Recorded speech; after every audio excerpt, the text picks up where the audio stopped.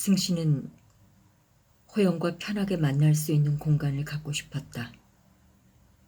그리고 혼자서 그 집에 관한 상상을 하면 조금씩 즐거워졌다.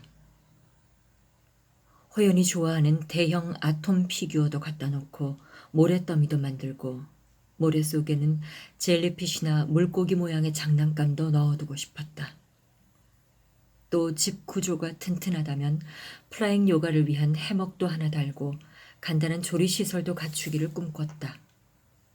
궁극적으로는 한 공간에서 둘이 죽게 되더라도 지저분하거나 흉한 그림이 될 것 같지는 않은 분위기를 만들어 보고 싶었다. 승신과 호연이 친해진 건 승신의 어머니와 호연의 아버지가 자살로 생을 끝냈다는 공통점 때문이었다. 처음 그 사실을 발설했을 때를 제외하곤 그 일의 디테일에 대해서 한 번도 입을 열어 다시 말한 적은 없었다. 그러나 부모가 물려준 유전자의 범위를 벗어나지 못할 거라는 불안감 때문인지 승신과 호연은 심리적 결속력이 매우 강했다.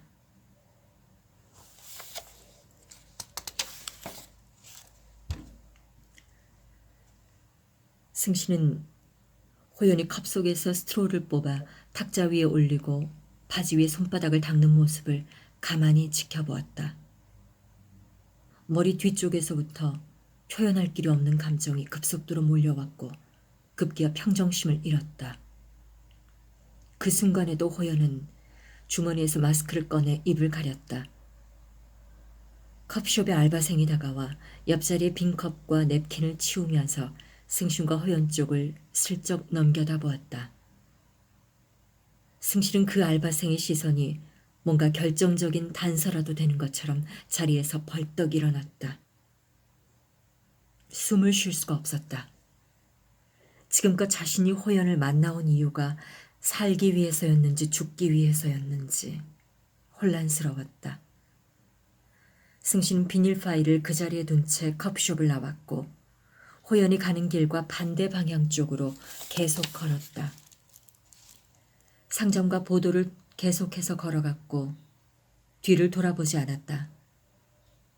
신호 2개를 건너 광장 입구까지 다다랐을 때 피켓을 들고 시위하는 사람들이 보였다.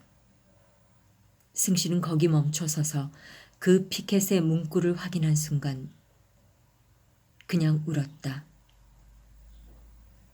IS로부터 우리의 아이들을 구합시다.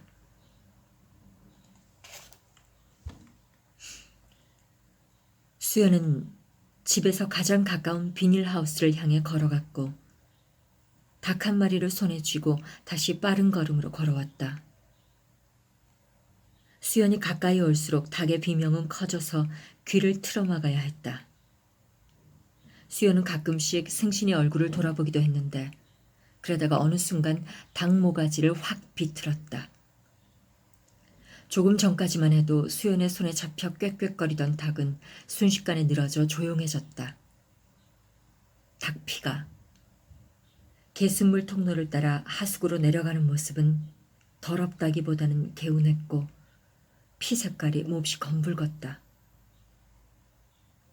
수연은 나이든 아줌마들이 하듯이 수도가 옆에서 끓고 있던 냄비에 닭을 담갔다가 꺼낸 뒤 누렇게 색이 변한 닭털을 뽑기 시작했다. 순식간에 드러나는 닭의 아이보리색 몸통은 징그럽고 신기했다.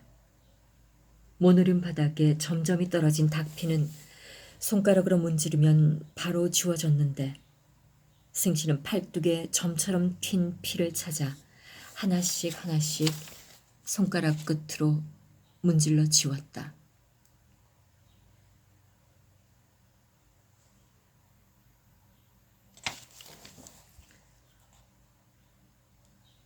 영원히 거기서 그러고 있을 것처럼 둥글게 팔을 돌려 솜사탕을 말아 파는 남자가 라디오를 틀어놓은 채 유원지 입구를 지키고 있었다. 승신은 남자가 뭐라고 하든 말든 입구를 지나 숲 안쪽으로 줄기차게 걸어 들어갔다. 대낮의 유원지는 겁이 날 만큼 고요했다. 나무숲 위 허공에 정지한 대관람차의 일부가 보이는 순간 슬픔이 복받쳐 올랐다. 승신은 길을 벗어나 숲으로 뛰어들어갔고 두 손으로 흙을 파내기 시작했다. 흙은 몹시 단단해서 손으로는 단 한 줌도 파내지지 않았다. 버스에서부터 울기 시작한 승신의 눈은 이미 퉁퉁 부어 있었다. 승신은 인형을 든 채 주변을 돌아봤고 커다란 나무들 가운데 밑동이 유독 어두운 색깔인 커다란 나무 한 그루를 발견했다. 나무 밑둥이 비어있는 썩어가는 나무였다. 승신은 인형 2개를 파인 나무 안에 넣고 천천히 걸어 나왔다. 어두운 나무 안에서 인형들의 다리만 보이던 순간의 기억은 내내 그녀를 따라다녔다. 호연에게 프로포즈를 먼저 한 건 승신이었다. 그녀는 첼리스트 데이비드 달링의 다크우드 레이블을 호연에게 선물했다. 호연은 그닥 뜨거운 반응을 보이거나 한 건 아니지만 그 음악을 듣고 차분하게 쓴 편지 몇 통을 보내왔다. 승신은 호연을 만났을 때 그 나무를 떠올렸다. 점 하나가 다른 점을 만나 의미가 발생하는 순간의 일들인 것처럼 나란히 앉은 리프트가 덜컹하고 흔들리며 어둠 속으로 안착하는 기분이었다.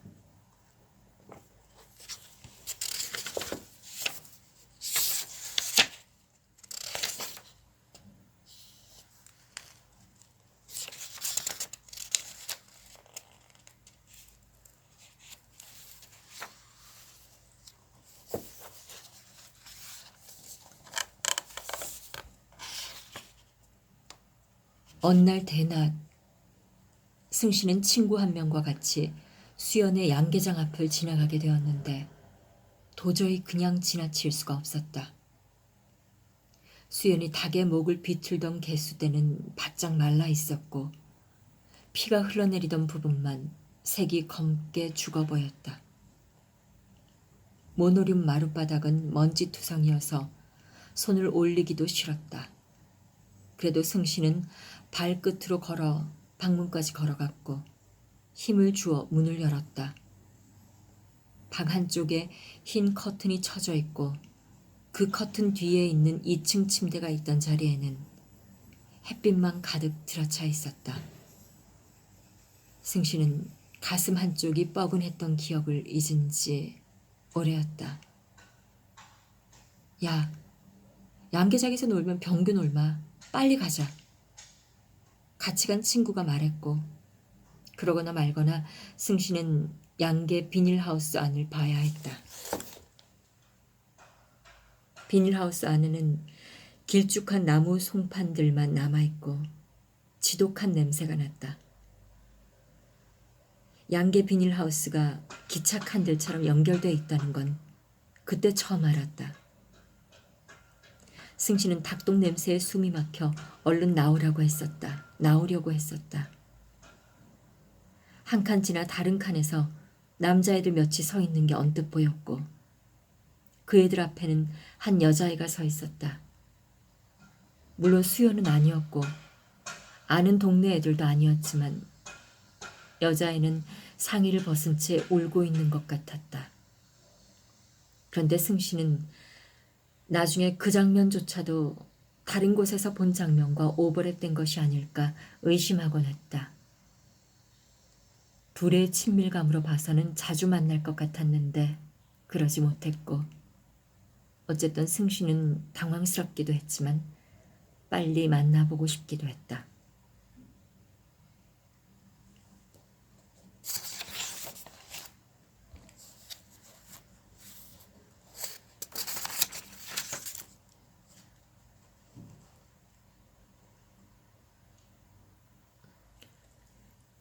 최소한 수연의 목소리는 옛날과 똑같았다.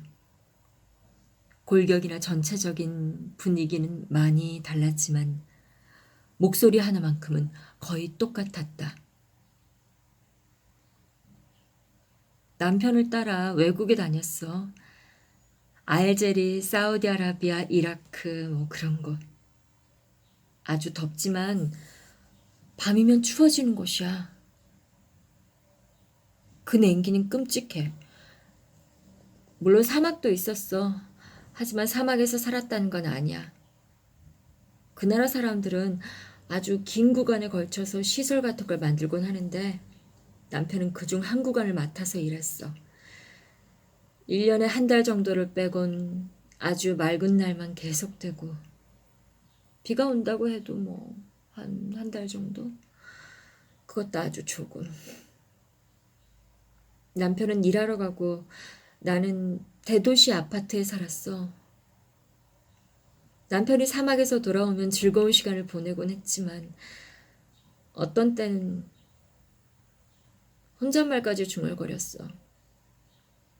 그리고 이제 난 혼자라서 한국에서 죽을 때까지 살라고.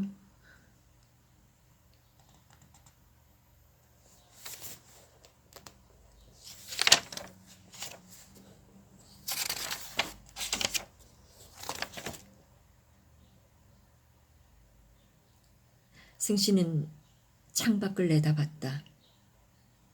닫힌 문. 닫힌 문 위에 고가도로 벽면. 어두워지는 하늘이 다였다. 죽은 사람을 본 적이 있어. 남편과 일하던 한 남자가 집에서 목을 맨 채 발견됐어. 그냥 얼굴이 까맣고 조용한 사람이었는데 침대 옆에 짐을 다 싸놓은 트렁크가 있었대. 우린 거기 그 집에서 그냥 장례식하고 그 사람을 서울로 돌려보냈어. 그 나라 공사 관계자들이 오고 같이 일하던 사람들 몇이 오고 우린 뭐 아무것도 할 수가 없어서 옷장에서 깨끗한 옷을 꺼내서 입히고 얼굴을 닦고 침대 위에 눕힌 채 가만히 서 있었어. 뭔가 노래라도 하고 그랬으면 어땠을까. 근데 아무도 그런 걸 하지 못했어. 다들 곧 닥쳐올 자기 모습을 보는 것 같은 얼굴로 가만히들 있었어. 그 남자를 보고 온 날 밤에 일교차가 심했는데 남편이 자면서 울더라고. 엉엉 소리를 내가면서.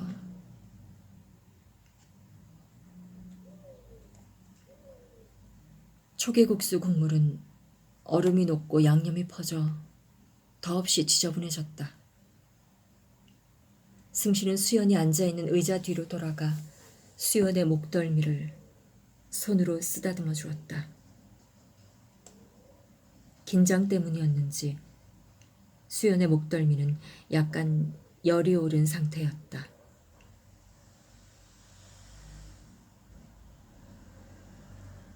승씨는 수연을 데리고 방으로 들어가 침대에 걸터 앉았다. 분지 지역에 살 때처럼 어깨를 안고 서로의 뺨을 붙였다 떼었다.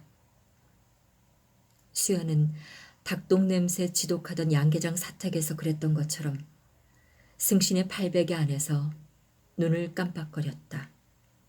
그리고 아주 천천히 말했다. 혹시 지진이 나서 집이 무너지면 어쩌나 걱정해. 그렇게 되면 날 꼭 찾으러 와. 침대에 누웠을 때에야 천장에 매달아 놓은 드림캐쳐가 보였다. 아메리카 인디언들이 악몽을 막기 위해 만들었다는 물건이 의정부에도 붙어 있었다. 승신은 더 이상 호연을 생각하지 않기로 했다.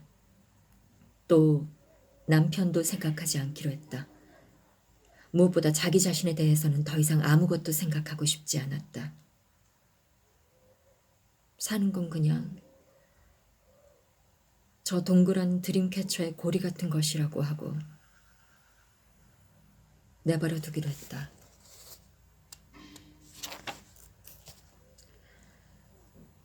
한참을 걷다가 숨이 차올라 보도턱으로 올라갔다. 화단에 두 팔을 뻗어 기댄 채 고개를 숙이고 여러 차례 커다랗게 숨을 쉬었다. 그때 콧 속으로 비린 흙내가 올라왔고 승실은 화단 조성 중인 듯 아무렇게나 뒤집어 쌓아 넣은 흙더미를 만지기 시작했다. 그리고 갑자기 흙 한 줌을 집어 입에 넣었다. 순식간에 입속의 수분을 모두 다 빨아들이는 흙의 맛은 승신이 언젠가 마카오에서 먹었던 비스킷의 맛을 떠올리게 했다. 카지노에서 돈을 잃은 사람들이 먹는 마치 황사를 삼키는 것 같은 아무 맛도 나지 않아 어른의 맛이라고 했던 그 아몬드 비스킷의 맛이었다.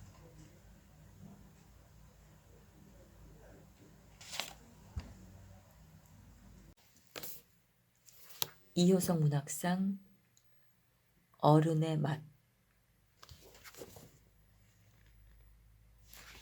강영숙 작가.